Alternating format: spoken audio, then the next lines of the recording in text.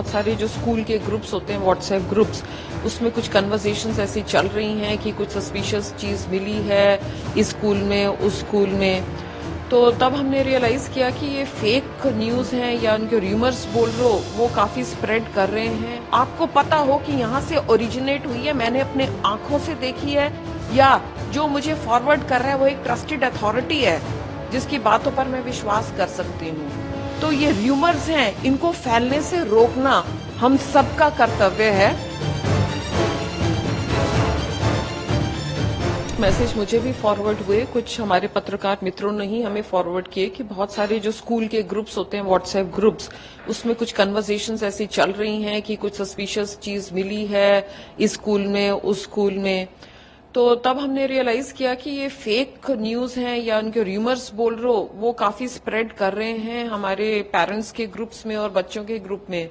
तो मैं आपके जरिए I just want to tell Delhiites को भी और पेरेंट्स को भी कि आपके पास जब भी कोई मैसेज आता है, आज हम उस एज में है जहां पर हमारे पास एआई है, डीप फेक हैं और इस तरह के मैसेजेस हैं, इसको आपको देखना चाहिए कि क्या अथॉरिटी कौन वेरीफाई कर रही है कि नहीं कर रही, ये सोर्स क्या है, इस जो खबर आपके पास पहुंच रही है उसका सोर्स क्या है, उसकी ऑथेंटिसिटी क्या है, कैसे आप मानेंगे कि ये सच कहा जा रहा है।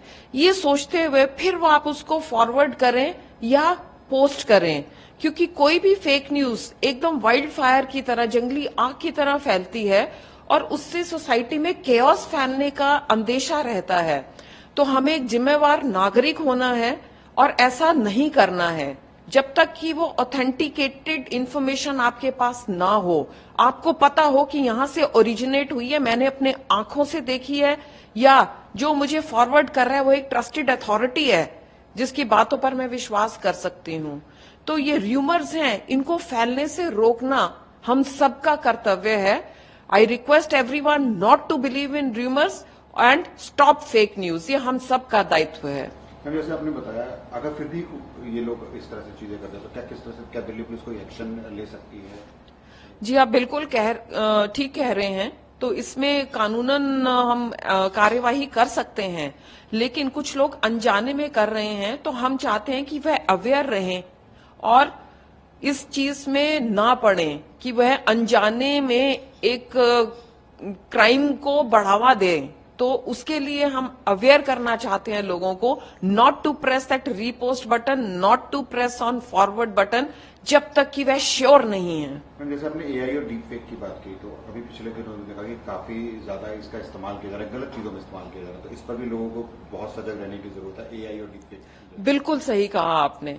तो उसी के चलते ये कड़ी है, ये चलती चली जा रही है। जैसे डीप फेक हुआ, उसका मामला अभी चल ही रहा है, लोगों में अवेयरनेस आ रही है कि डीप फेक है, तो किसको ट्रस्ट करना है, सोर्स ऑफ इंफॉर्मेशन क्या है, वह जानना। डीप फेक और वीडियोस तो हैं ही, इवन मैसेजेस जो हम स्प्रेड कर रहे हैं उसमें भी हमें केयरफुल रहने की बहुत आवश्यकता है।